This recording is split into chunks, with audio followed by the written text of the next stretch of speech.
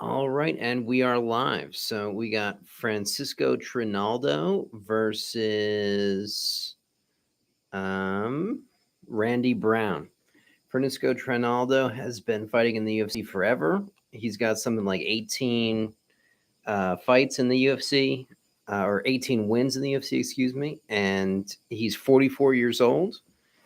And shout out to that guy. I mean, to be in the UFC at 44 is a ballsy move, especially since there's so many killers. He utilizes his jujitsu so well, and me being a big fan of jujitsu, I always like to see that.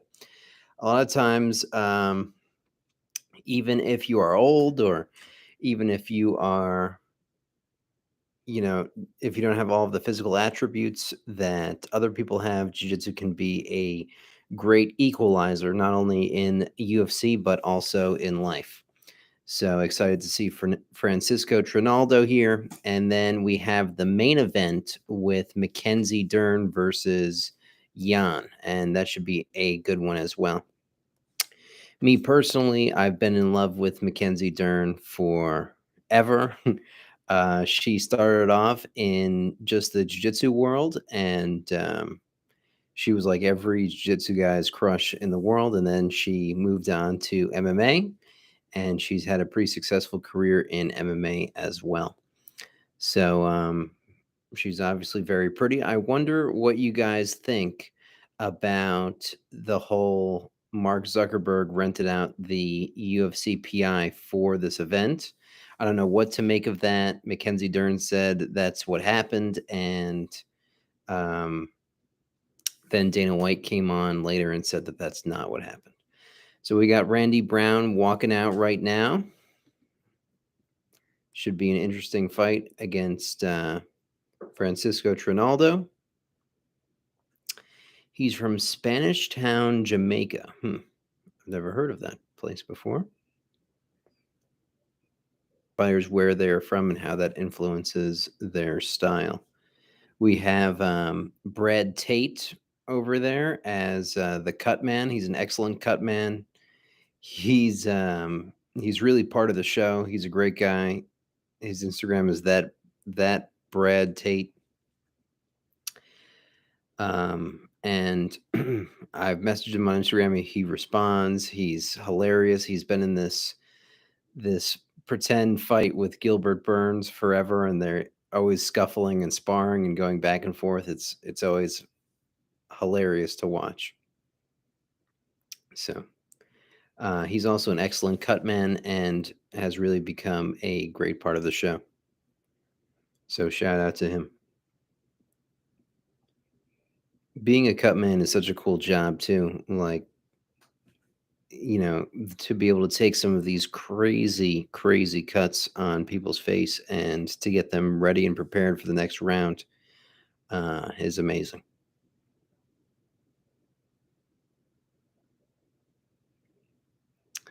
We got Randy Brown stepping into the octagon just now,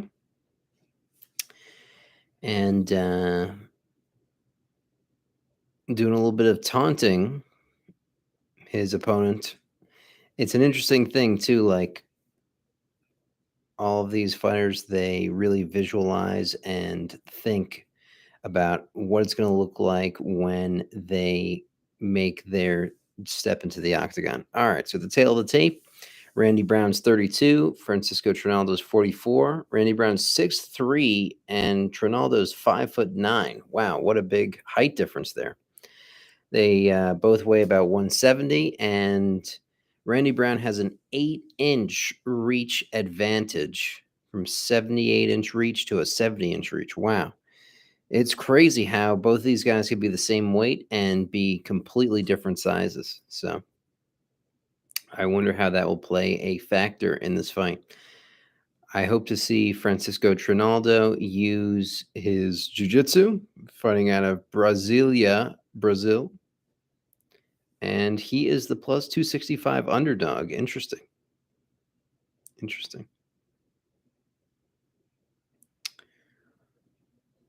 Bruce Buffer doing his famous announcing. Hey, we got a viewer. I love it. I love it. I wonder if it's good old Ken Shaloi over there. All right. We got Randy Brown is from Queens, New York. I'm also from Queens. Whew, that makes it tough to not root for him. And he's the minus 320 favorite. He's got the company Bad Boy has like two eyes, and he's got that tattooed on his chest. And Keith Peterson is the referee. The ring girl's walking around with the round one sign. What a cool job they got.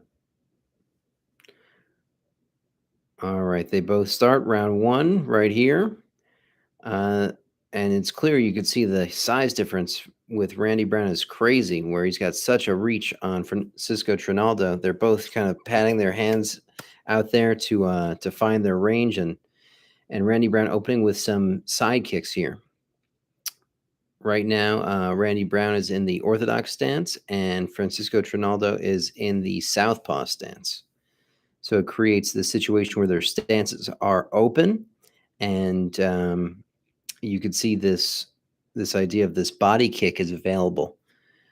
And man, just the distance of Randy Brown is going to be such a difficult thing to overcome for Trinaldo in this fight, where he's really just sticking and moving, and staying long with his shots on Francisco Trinaldo. Francisco has to really get in there and um, close that distance.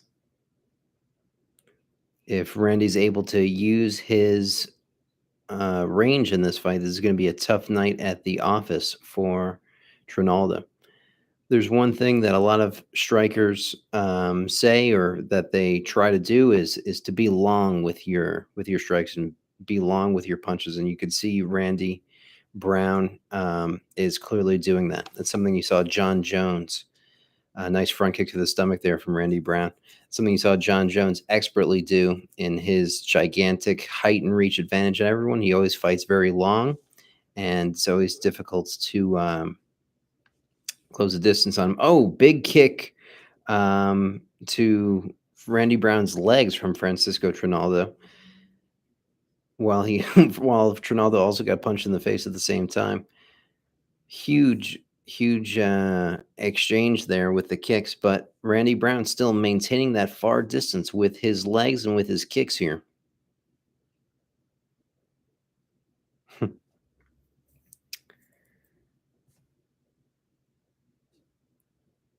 Francisco Trinaldo having a really difficult time with this range. 2 minutes 40 seconds left in the first round. We got this co-main event. Oh, big right hand here from Randy Brown sits Francisco Trinaldo down, and it's very interesting. What you just saw there is Francisco Trinaldo's jiu-jitsu is really good. So when Randy Brown set him down, he had no interest in going to the ground with Francisco Trinaldo. So it makes it a fight where Brown will try to avoid the ground at all costs. And therefore, it's very difficult to just knock someone out completely in the standing position. So it's an interesting play here where Randy Brown respects Francisco Trinaldo's jiu-jitsu so much that he just refuses to go to the ground whatsoever. And Francisco Trinaldo goes in, pushes him up against the cage, is in a clinch position, and has gotten the inside position. He's got underhooks on Randy Brown here. Randy Brown does not want to be on the ground, and Francisco Trinaldo is trying to take him there. A lot of times, to knock someone out, you need to be able to throw a couple punches standing, and then when they hit the floor, you got to follow up with a couple things. It's very difficult to knock someone out just clean.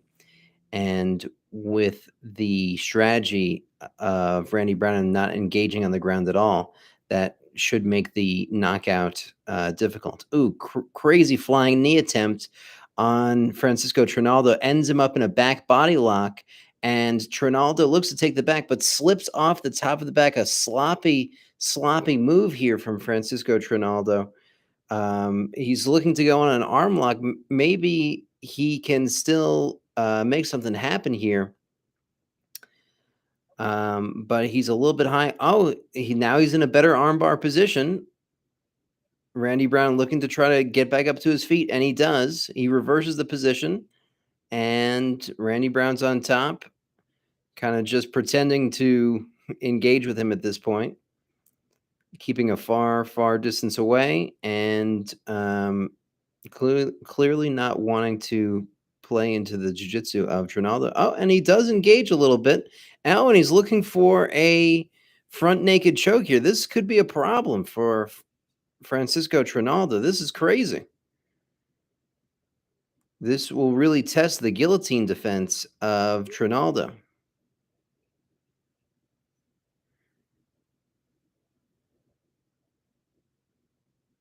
And I think the round ends. I don't know what happened there. Crazy. Francisco Trinaldo really had a great position where he got this back body lock and he used it to take Randy Brown down.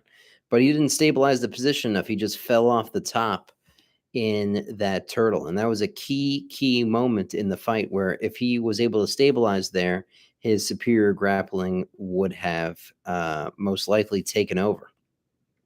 So it was a very, very important moment, but not capitalized on properly by Francisco Trinaldo. And maybe it looks like with that last grappling exchange there that Randy Brown is more willing to engage on the ground than he was originally thinking in the first part of the fight. A lot of times too, like when you clinch up and when you grapple with someone, you can instantaneously feel how skilled they are. And maybe Randy Brown made an assessment that it's worth going into a couple of exchanges with Trinaldo on. But here we go. We start the beginning of round two, and Randy Brown keeps with his strategy of throwing these long, long front kicks and using that 8-inch reach advantage. He's got super long legs. I guess I got to give the first round to Randy Brown. We are about 30 seconds into round two here. They're both in this open stance where Trinaldo is fighting southpaw and Randy Brown's fighting orthodox. And you see that kick to the body becomes available when both of these guys are fighting in this stance. Becomes a conversation had. And also another conversation had is when guys are on opposite stance, jabs always are intermingling with each other and they're always on the same track. Whereas if you're in regular stance, the jabs sort of pass by each other like two trains in the night. But in the opposite stance, like they are, the jabs are on the same path. So there's this constant battle of the two front hands clashing into each other over and over. So understanding what's the stance relationship is between you and your opponent is important to understanding what options are available to you from the stance that you're in. 3 minutes, 28 seconds left here in the second round. And Francisco Trinaldo just trying to find his range. And it seems that he's adapting in using a bit of a blitz where he can't seem to hit him on the outside. So when he's ready, he just comes in with a barrage of 3, 4, 5 strikes. And that seems to be how he's getting in. But Randy Brown really using his length here and keeping Trinaldo on the ends of his punches and using his really long legs as a way to keep Francisco Trinaldo away from him. Throwing a back fist in there. That's cool. I have a whole masterclass on the jab, and one of the jabs I talk about is the back fist jab. And you saw it right there from Randy Brown. Please go check that out on my channel, guys.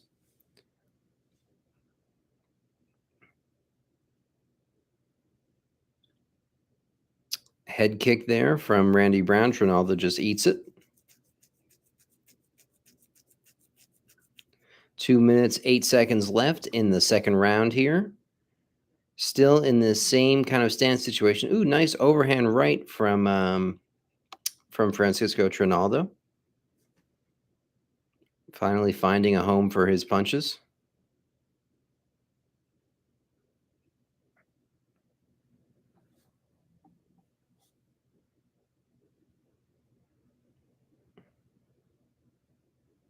There you see this constant interplay of the jabs, always constantly hitting each other, always constantly touching each other because they're on the same track in this stance situation. It's interesting that neither fighter has changed the stance at all, and they have continued to fight from this same stance the whole time. In judo, this is called ken kenyatsu, and it's all about understanding the relationship of the stance between you and your opponent to know what options that you have. Crazy overhand rights here, attempts from both fighters. 1 minute left in the second round. You can tell this is going to be a tough one to finish. Both of these guys are tough as nails. Oh, but Randy Brown a little bit sloppy again and gives up his back to Francisco Trinaldo. 48 seconds left here. A tactic, too, that you could sort of use is you don't have to be as, what's the word? You can take greater risks in your striking at the later parts of the round because it takes a little bit of time for the jiu-jitsu to work on you. And I think that's what you're seeing here from Randy Brown versus Francisco Trinaldo. Francisco has a nice back body lock, which is a great position of dominance in the standing position. And it really makes it much, much easier for you to take your opponent down and much less easy for your opponent to take you down. 5 seconds left, though. Let's see if either guy can make something happen here. And time. There's a little bit of a scramble there with a Kimura from the back body lock. But the time expired, and that's it. A Kimura is when you take the hands that are in the back body lock and you start to try to lock a submission on the back body lock. But there are some easy counters to the Kimura from the back body lock, but you also got to know them. You most famously saw this in the fight with Kazushi Sakuraba versus Henzo Gracie, where Henzo Gracie got to Kazushi Sakuraba's back, but Sakuraba was just such a great counter fighter and counter grappler where he was able to break Henzo Gracie's arm with a Kimura when Henzo Gracie had his back in the standing position. And generally, most times, the person who has the back body lock is the one winning, but there are a couple counters that you could do like that Kimura. All right, round 3 starting right now. So far, I got to give these first 2 rounds, I think, to Randy Brown, even though it's been very close. And really, it's just been that Randy Brown's just stayed long and has been able to capitalize on his reach advantage here. Here you see Randy Brown establishing that jab,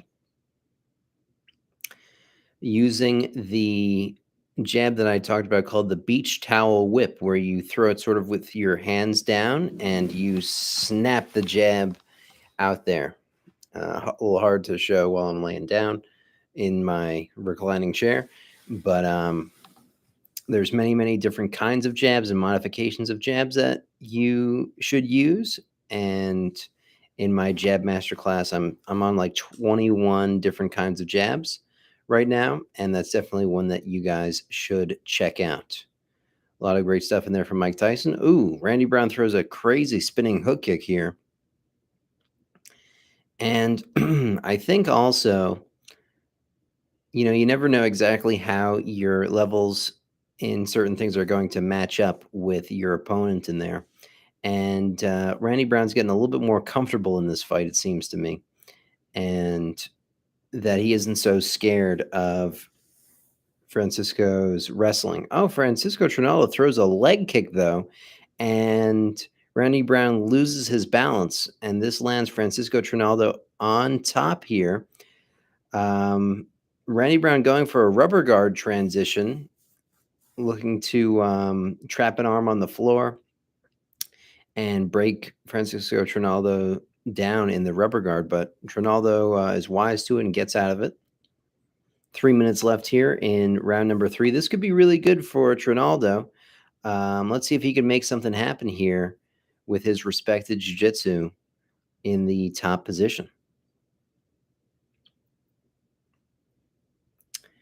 And shout out to Trinaldo for being in his mid-40s here and not looking in any way, shape, or form like he is old or losing a step in any way.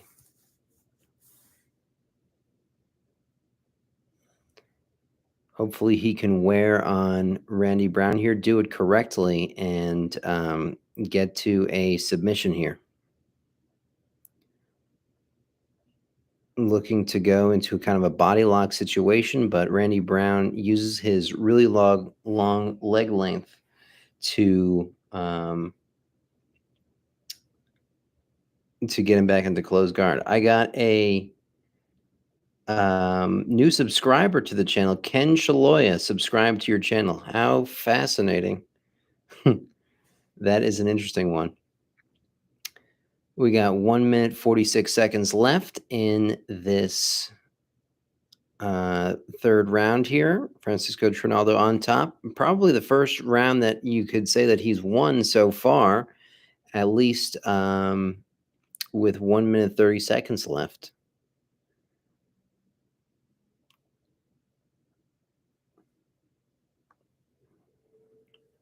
I would like to see him pass the guard and get to a dominant position so that he could enact his submissions.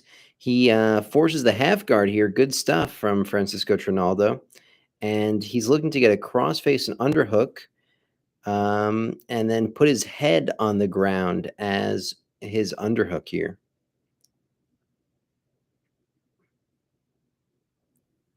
1 minute left in this final round. You know, it can be difficult with a guy with really long legs to be able to use a body lock pass or to pass in this way that Francisco Trinaldo is doing, because he could just pummel his legs back into kind of a closed guard position. You got to really have a good strategy on how to appropriately deal with this leg length. Oh, and Randy Brown looking for the triangle. Francisco Trinaldo is aware of it. He had the situation where you put one arm in, one arm out, and Francisco Trinaldo pummeled his arm back into place. We got 10 seconds left here. And should be a close fight on the scorecards. I guess I got 2 rounds for Randy Brown and 1 round for Trinaldo, but man, it could be really, really close. Ken Shalai says the notification bell would not turn on for me in the past and present. Therefore, I had to unsubscribe, then resubscribe. Now notification bell works. Interesting. Interesting. Ken Chaloy has been my day 1 subscriber, so it's always good to see him continuing to subscribe on the channel. I got a food delivery from some of my students. One of them, her name's Annie, and she's awesome. She's a chef, and she makes a lot of different kinds of food. They should be delivering their food any second now. She said, "Hey, I'm running a tiny bit late. I'll let you know when I'm 5 minutes away." I read that as I am 5 minutes away. But no worries. And if I get up and see her in the middle of the stream, that's you guys know what's happening. So we got the official decision here. Bruce Buffer announcing the scorecards. Let's see, ladies and gentlemen, after 3 rounds, We go to the scorecards for the judges' decision. All three judges score 29-28 for Randy Brown. Just like I was saying, 2 rounds for Randy Brown, 1 round for Francisco Trinaldo. But really good stuff there. Randy Brown fought a really good fight and is really in his prime. And Francisco Trinaldo really hung in there and has nothing to hang his head about. A great fight overall.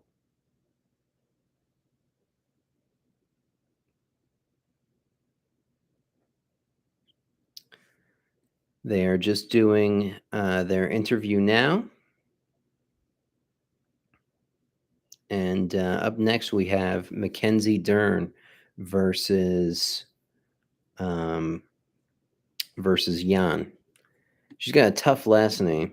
Jan, Xiaonan. If you guys know how to pronounce that, throw it in the comments. I would be impressed if you could tell me how to pronounce that name. One more time, it's spelled Xiaonan. Exonanon. I don't know. My name is Ryan, of course, and my friends, they dropped the R and they started calling me Jan. So my nickname for the longest time, and it sort of still is among a bunch of them, instead of Ryan, they just drop the R and they say it's Jan. And that's also the name of the fighter in the main event here, Jan, Xiaonan, except they are ladies and they are women, of course. Should be an interesting fight with Mackenzie Dern. I've been a big fan of her. She's obviously big time into the jiu-jitsu world, and she's a jiu-jitsu world champion. One of the first to beat Gabby Garcia. If you don't know who Gabby Garcia is, she is like this chick who's 300 pounds, yoked out of her mind, and dominated the women's division for like a decade. And Mackenzie Dern, is probably like 120 pounds on a day after she eats a lot of food. And she upset Gabby Garcia, beating her in a jiu-jitsu match, which was incredible to see in the jiu-jitsu world. And she's pretty much as elite as it gets in the women's division for jiu-jitsu. Very, very high level stuff. Her dad is a super legend in the jiu-jitsu world. What's his name? His name escapes me in the current moment. But her dad has done something like fought every world championship since they originally debuted. Let me see here. I'm going to look up Mackenzie Dern's dad.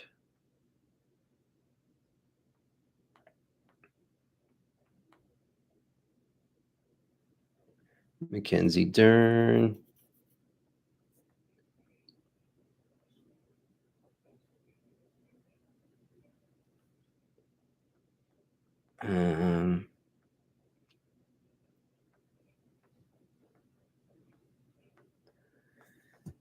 I don't know.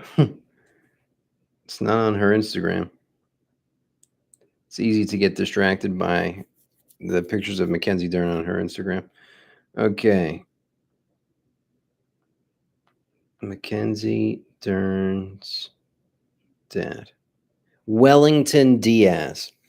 Wellington Diaz. That's the guy.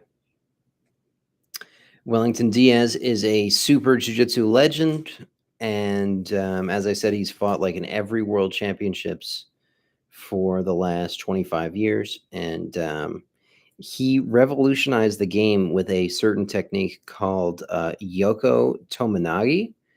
And that's a Tominagi where it's a sacrifice throw. You sit down to guard essentially, and at the same time, you put your foot in their hip, and you're able to send them completely backwards over your head.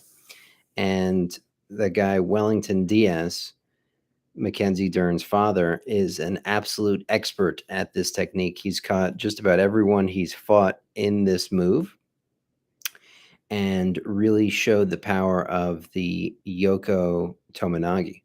Now, there's a regular move called a Tominagi, which is the classic one where you put the same side foot in their hip and then you throw them over your head.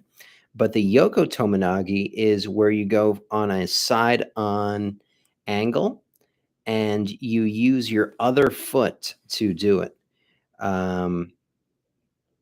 Yoko, I'm pretty sure in Japanese, is like saying opposite side or opposite leg when you're performing a technique. So the classic move is just a regular Tominagi where you just sit back and you throw him directly overhead, him or her directly overhead. And the Yoko Tominagi is where you sit to the side and you do a side-on variation of that. And man, it seems like it's unstoppable when you're fighting Mackenzie Dern's dad, Wellington Diaz. It really kind of opened a lot of people's eyes in that technique, and he definitely has more Yoko Tominagis than anyone that I've ever seen. But of course, his jiu-jitsu dad, him being a jiu-jitsu dad, he taught Mackenzie Dern from a very, very young age. And Mackenzie Dern's jiu-jitsu skills is really, really top notch and at the absolute pinnacle of women's jiu-jitsu. So I would be shocked if there isn't any jiu-jitsu exchanges in this fight. We have Jan coming out right now, getting the Vaseline on her face, and she's about to hop into the octagon. But should be a great fight. Jan is on the team of Team Alpha Male with Uriah Faber. And you see Uriah Faber there in the background.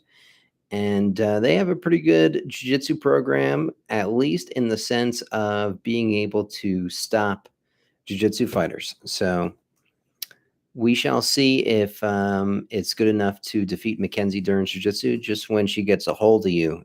And when she gets a hold of girls in this division, it just looks like she just completely takes over and takes control, Obviously, if you're fighting chicks that are in the top, 10, top 5 in the world in the UFC, they are difficult to deal with, but Mackenzie Dern is, as I said, as good as they come in the jiu-jitsu department.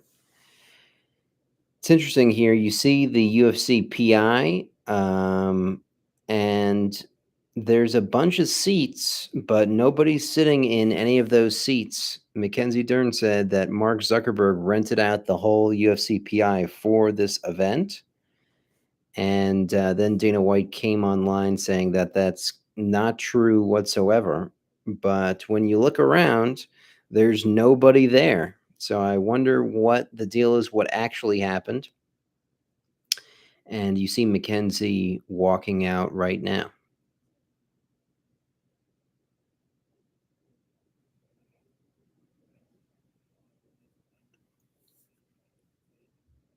And you see her dad right there in her corner in the background. Mackenzie Dern is now a mom. She had her kid a couple fights ago.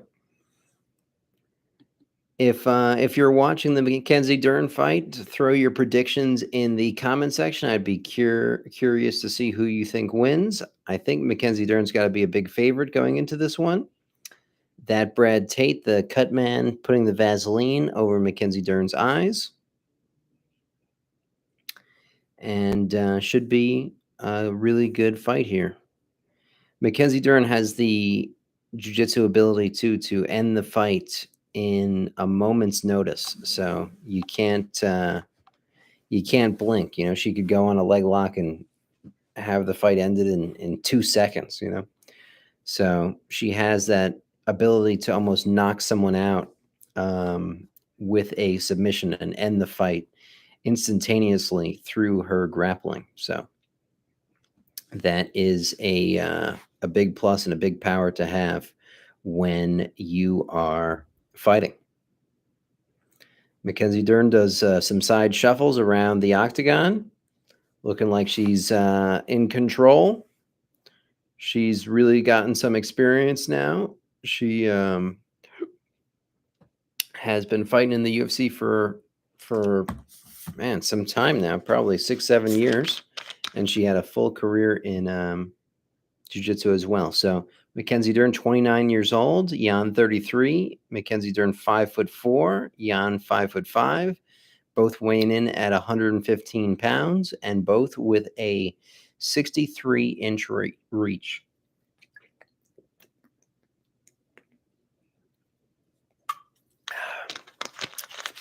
Bruce Buffer in a beautiful black tuxedo. Classic black tuxedo, black tie, white shirt. Sometimes Bruce Buffer goes crazy with those tuxedos. They've sort of become iconic. But I like this one where he's gone back to the classic look.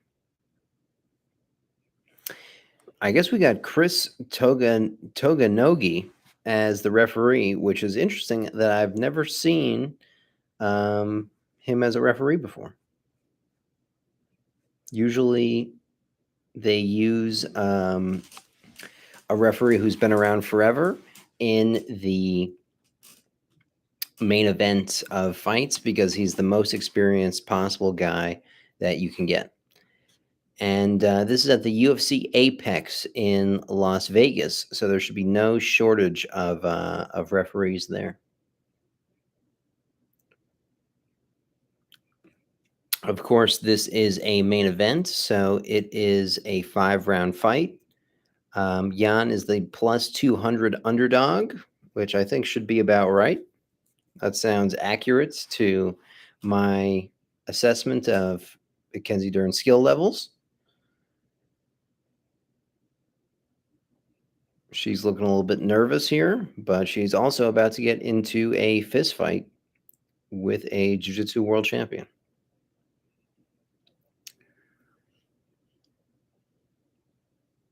Mackenzie Dern getting her Bruce Buffer introduction. She's loving it. She's the minus 240 favorite, which sounds about right to me. But hey, I've never seen Jan fight ever in my life before, so we shall see. And it seems that she's ranked number 5 in the world in the strawweight division.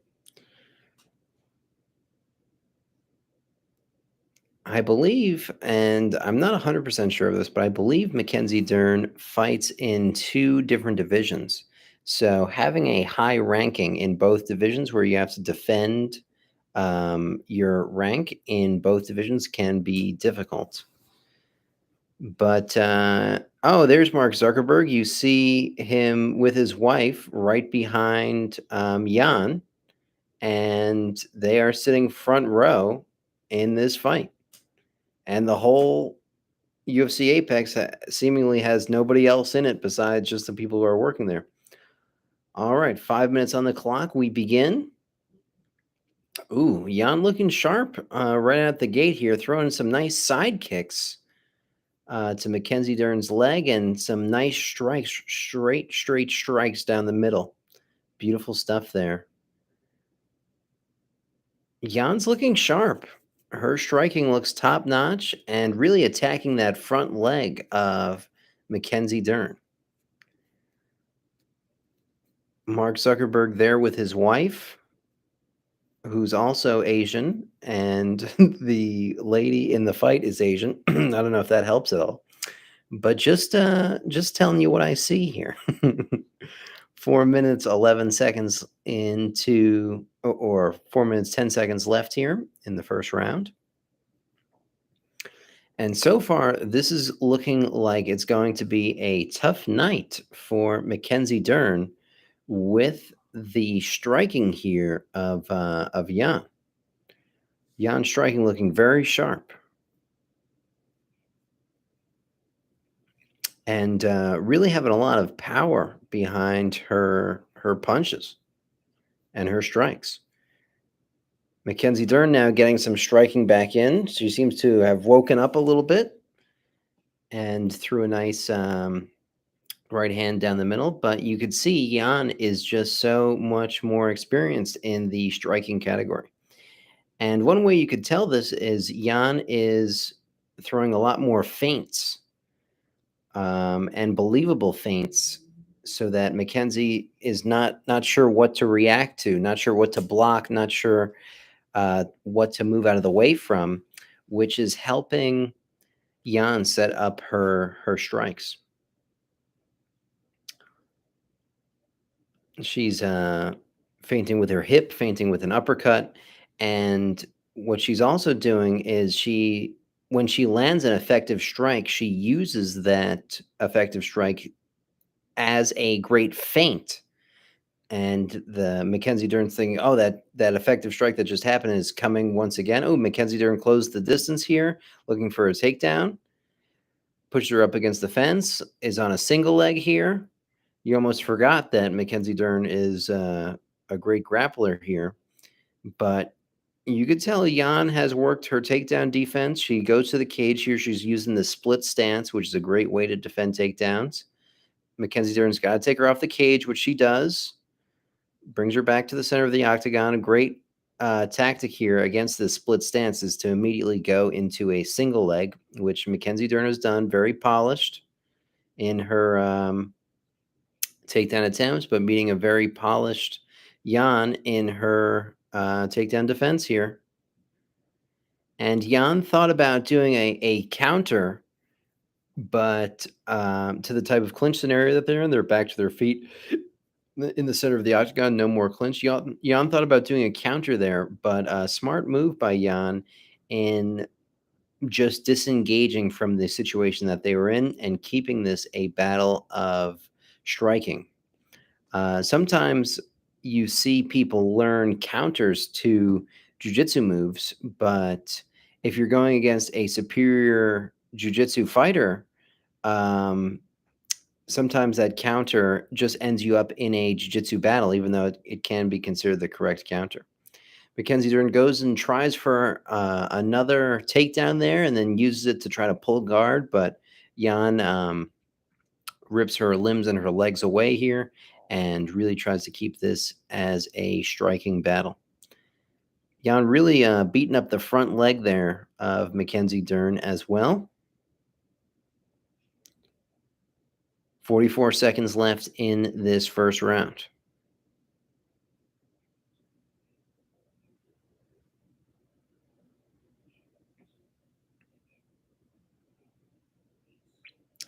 Thirty seconds left in this first round. Mackenzie Dern looking to throw with a takedown called Ogoshi, looking to get it to the ground under any possible circumstance, and ends up on the bottom here in the guard and looking to come up into the half guard into a dogfight situation. Oh my goodness. When Mackenzie Dern starts just getting a hold of you and grappling with you, it's just so difficult to deal with here. But 2 seconds left, and that's the end of the first round. You could see why you wouldn't want to be on the ground with Mackenzie Dern. But it's unfortunate for a lot of the jiu-jitsu people that you need a little bit of time for your jiu-jitsu to work, and the next round is going to start back in the standing position again. Hickson Gracie once said that if you give me the time, I could beat any man, which is a great quote.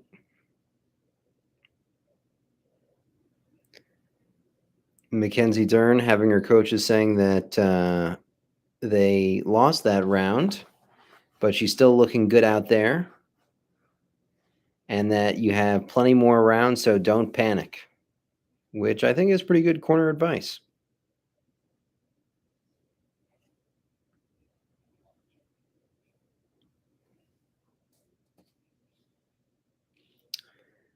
Looks like round 2 is going to begin soon. I think both fighters feeling a little bit of the lactic acid dump after a very difficult first round. Mackenzie Dern coming out firing with a lot more strikes here. Really trying to be competitive in the standing portion of things. And Mackenzie Dern throws a kick. Looks like she slips and ends up on the ground. And Mackenzie Dern pulls her back in, and Jan is trying to run away. It becomes this difficult battle where, in a traditional jiu-jitsu context, you have people that want to engage with you on the ground because you're fighting other people that do jiu-jitsu. But when you make your transition from jiu-jitsu into MMA, a lot of the circumstance is you need to do jujitsu on someone who doesn't want to do jujitsu with you and who wants to get away and get back up to their feet. So the goal almost is a little bit different in jujitsu versus jujitsu and jujitsu versus MMA here. You see Mackenzie Dern playing kind of like a modified reverse De La Riva guard where she holds onto the leg with a scoop grip to now she looking like she's playing a De La Riva guard, but she's really just entangling the legs with her arms to keep Jan in this grappling exchange. But she's got to be careful where her hands are away from her face. She's looking for like a Berimbolo type scramble, but any grappling exchange favors Mackenzie Dern here. You see Mackenzie Dern using a bit of a sportive jiu-jitsu guard here in the De La Riva guard. And a lot of people demonize using a sportive guard. Oh, nice omoplata for Mackenzie Dern out of the De La Riva guard. Shoots up the omoplata. And Yana's in big trouble here with this omoplata. Big trouble here with the omoplata. Let's see if Mackenzie Dern can get this finish. Only a couple omoplata victories in all of MMA. This is tough. Mackenzie Dern has a seatbelt in with the omoplata. Let's see about Jan's flexibility. Sometimes if you have extreme flexibility, the arm falls out of the omoplata here. But this is a terrible situation for Jan. She might have to tap out here. And even if her arm escapes, Mackenzie Dern has her back. This might be the end of the fight right here. 2 minutes, 10 seconds left into this round. Yes, she escapes her arm, but she finds herself in a head and arm choke.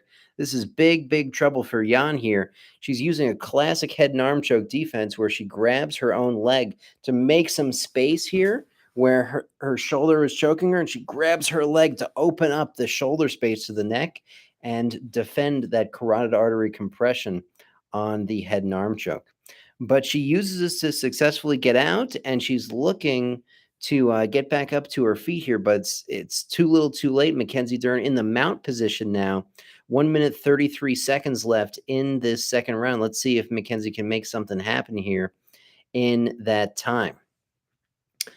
Jan, very smart, though, with how she's playing this, and Mackenzie Dern firing some strikes, Jan turning belly down, Mackenzie Dern the classic belly down, rear naked choke type position, but she's using it to strike, not to choke here. 1 minute left in this second round. This fight is dangerously close to being stopped, and who knows? Rear naked choke attempt here from the strikes. Jan defends it. This is a very close battle, a very close exchange here. Can Jan survive the end of this round? It looks like it's possible. 45 seconds left. Mackenzie Dern using a classic chair sit here to maintain the back. And looking like she's going for an arm lock now. But she loses the arm lock. Back to the mount. 30 seconds left. Oh, man. If Mackenzie Dern just had her on the ground here and didn't need to kind of rush in these positions, the fight would be so over. But the clock is not her friend in this situation. 13 seconds left here. Complete show of domination in the grappling sense from Mackenzie Dern. Got to give her this round for sure, um, from all of this grappling and ground control here. And time. Whew, a very, very close second round there with Mackenzie, Dern, and Jan. Now, a major question is Mackenzie Dern had Jan in this omoplata, and this omoplata um, is a really, really devastating shoulder lock. And Jan was really kind of relying on her flexibility and toughness to get out of that submission. And you got to wonder how her arm is coming into this third round here. This should be a very interesting thing in this fight. If you're able to take limbs away from people, then your chance of being able to win goes way higher. Uriah Faber there in the corner of Jan saying, "Now we're back in our world," signifying that it's back to a striking match. And let's see here if that omoplata took a toll on Jan's arm and what this third round will look like. So far, it's got to be one round apiece for a hell of a fight here we have between these two ladies. 5 minutes going into round number 3, we begin. Now you could see the grappling start to kind of take a toll on the sharpness of Jan. Hard to say about the injury to her arm if she's doing all right. Um, but you see, like in a lot of these grappling exchanges where you need to use isometric strength, you just don't have the same snap on your punches that you did in the very beginning of the first round. This is something that you saw with a lot of Khabib's opponents, and whenever you're facing a serious grappler, um, when you are in this exchange of having to do lots of grappling and isometric tension with your muscles, it's not conducive to the same whip type kinetic motion that you need for your strikes, and you lose a little bit of your sharpness, and that's what I'm noticing here in Jan. Mackenzie pulls guard, but Jan gets back up to her feet as soon as possible. 3 minutes, 45 seconds left here in the third round. And an interesting kind of thing here where both ladies have respect of each other's skills, where Mackenzie Dern uh, is respectful of Jan's striking ability, and Jan is of course, respectful of Mackenzie Dern's grappling ability. Mackenzie Dern's got to be a little bit careful, though. She's letting herself get hit a couple times here. She's moving straight back, and she's being caught in transitions where her hands are down, which is not a good look against a striker of Jan's caliber. Thinking back, it's hard to remember which arm was stuck in that omoplata, but it looks like Jan really isn't using that right arm so much.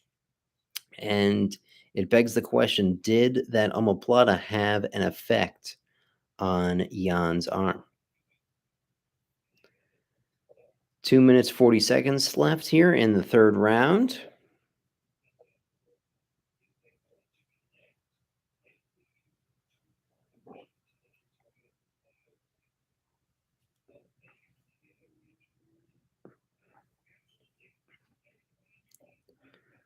All right. 2 minutes, 20 seconds left here. Ooh, a big punch from Jan. Wobbles Mackenzie Dern here. Mackenzie Dern on the shaky Bambi legs.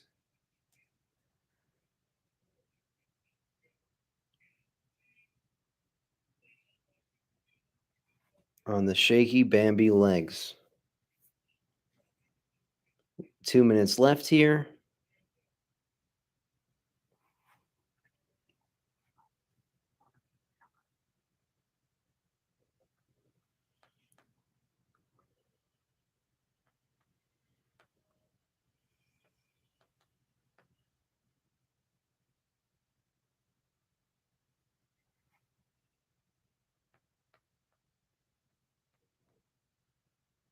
My neighbors with their Alex Jones.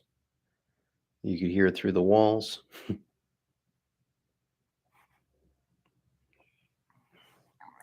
All right, 1 minute, 18 seconds left here in the third round. A close match between Mackenzie Dern and Jan. They're showing the stats for leg kicks. Jan has 25 leg kicks to Mackenzie Dern's 4. I wonder how Mackenzie Dern's front leg um, is doing.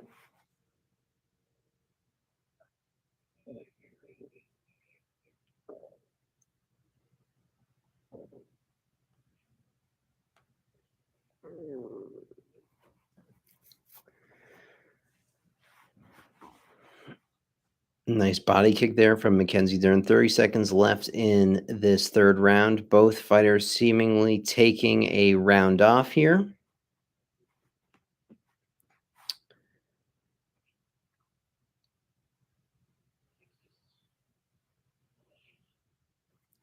"13 seconds left.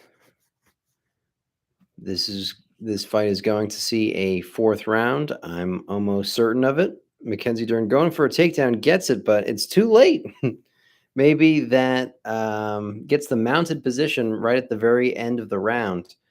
But maybe that could secure her the round, but she needs time for her jiu-jitsu to work.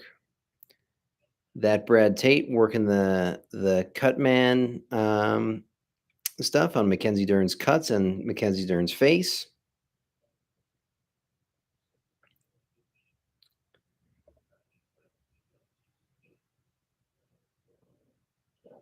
Nice body. They're showing the body kick there from Mackenzie Dern on the replay. That was a great body kick, and they're showing the left hand there from Jan, which really rocked Mackenzie Dern and put her on wobbly legs.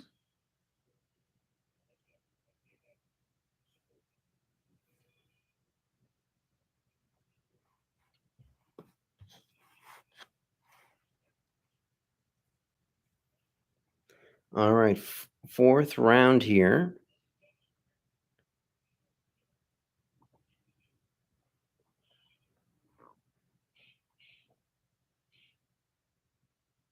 And the fourth round begins. Let's see.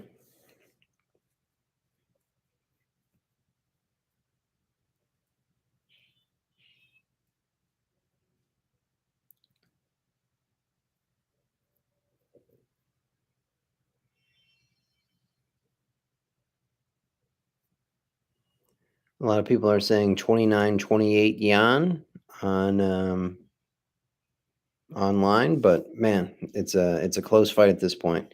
You got to give the second round to Mackenzie Dern for sure. She shoots in here for a double leg, but it's good to see Jan's takedown defense here, where she's really able to um, ruin Mackenzie Dern's head position, which is so important in a lot of these takedowns.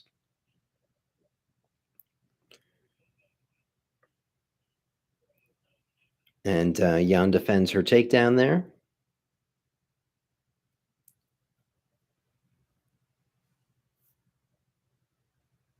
3 minutes, 55 seconds left in this fourth round.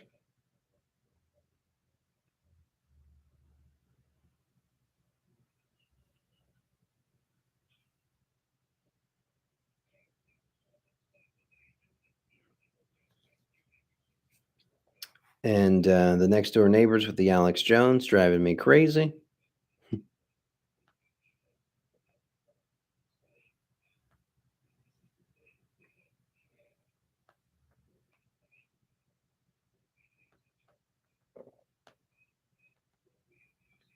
Three minutes, 17 seconds.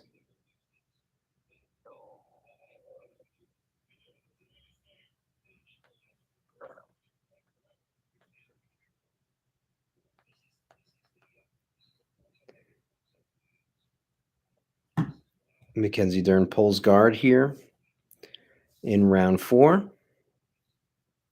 Jan stands back up. They're back up to their feet.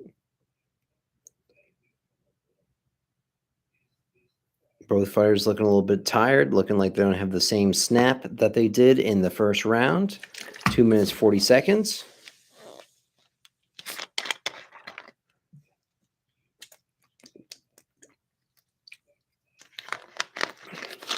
Nice overhand right there from Jan. And Mackenzie Dern taking some punishment here.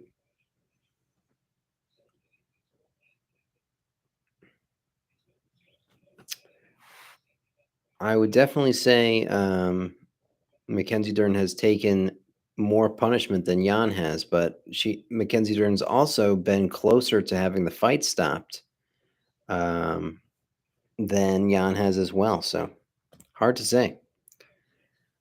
I think the judges are much more striking minded. You see Mark Zuckerberg and his wife there with a big smile on their faces.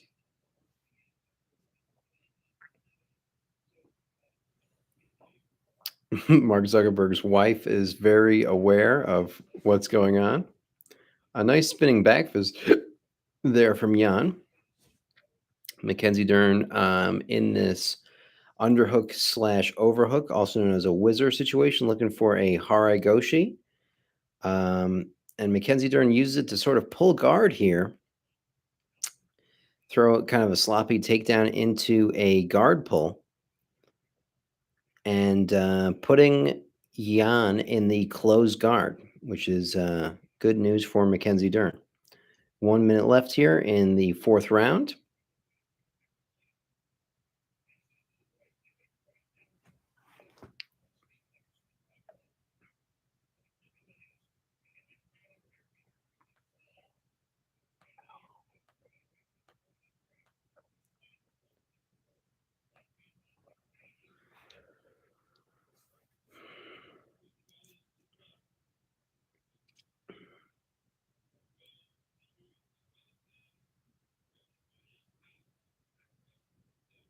Jan using good defense here in the closed guard of Mackenzie Dern, using her hands kind of as underhooks.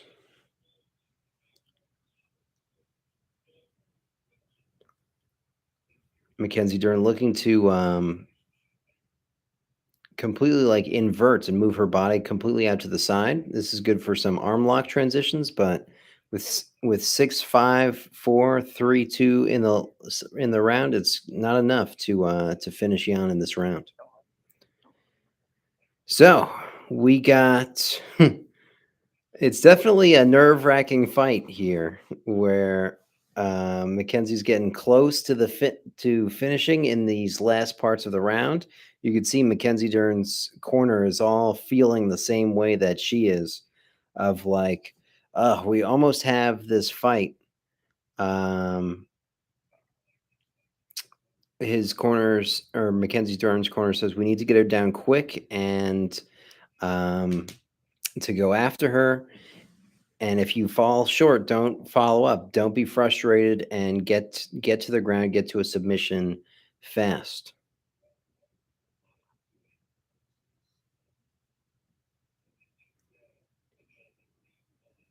So we shall see how this last round plays out in the Mackenzie Dern versus Jan fight.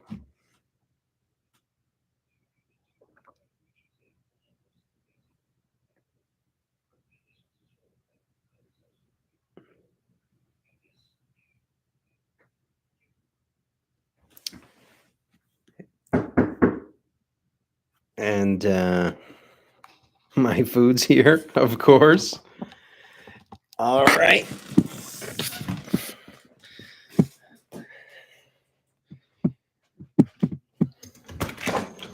Hello. Hi. How are you? Doing good.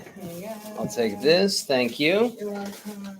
Thank you. Yeah, no problem. Have a good night, man. I appreciate it. I'll see you guys tomorrow.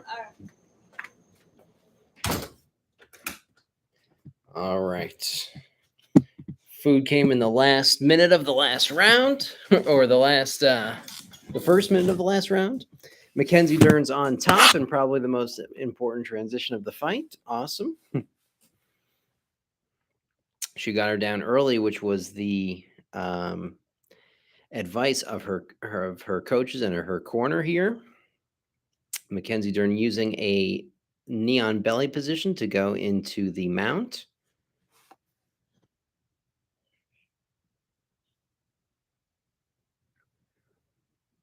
Mackenzie Dern looking for an arm lock here. But she has 3 minutes and 47 seconds here to work. She should be patient um, in her submission here.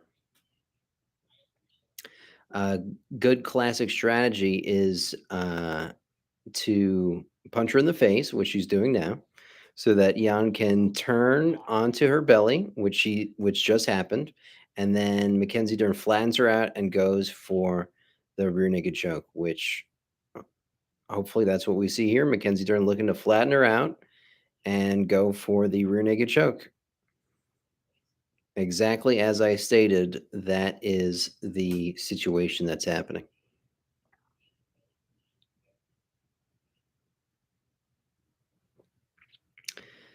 Three minutes left here in the fifth round. Mackenzie Dern being a little bit high with her head position. One of the rules in the turtle is you don't want your head position so far forward here.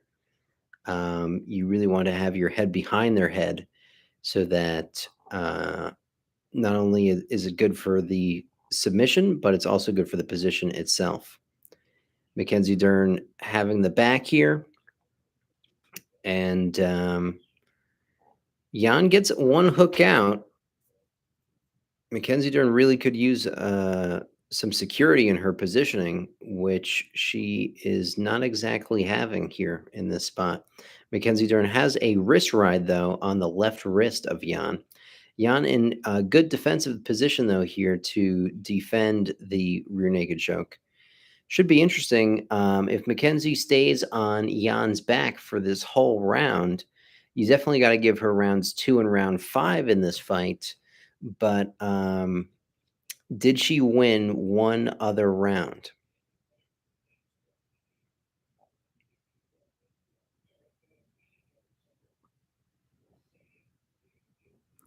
One minute 41 seconds here in the fifth round. And you see Mackenzie Dern getting a little bit frustrated here, it looks like, in not being able to get a finish.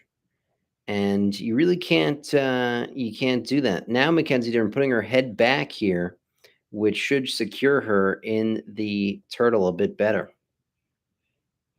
1 minute 18 seconds left in this round.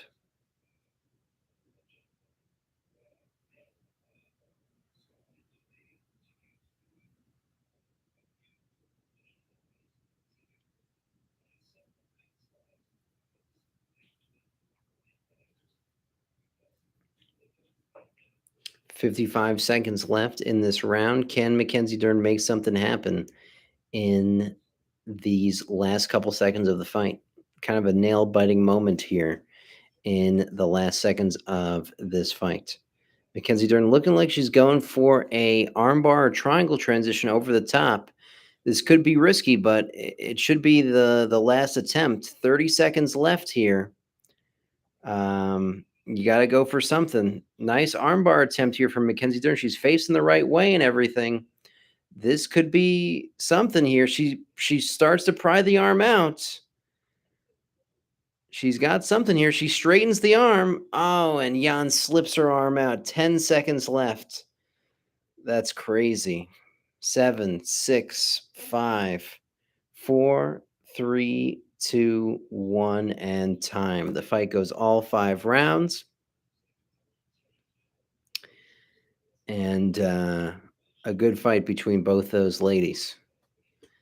A little bit of an experience thing, at the end of the fight, Jan popped up immediately to her feet, and Mackenzie Dern went in for a hug and to almost like raise the arm and show respect to your opponent. And I'm all for showing respect to your opponent, but you got to celebrate like you won the fight when it is close in that referee's decision category.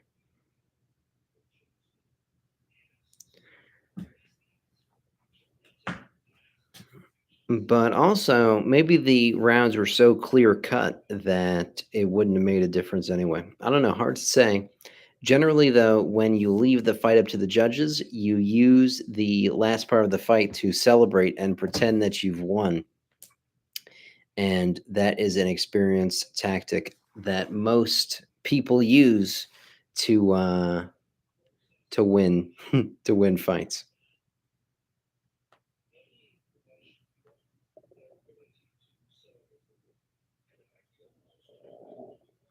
All right, let's see who wins the decision here.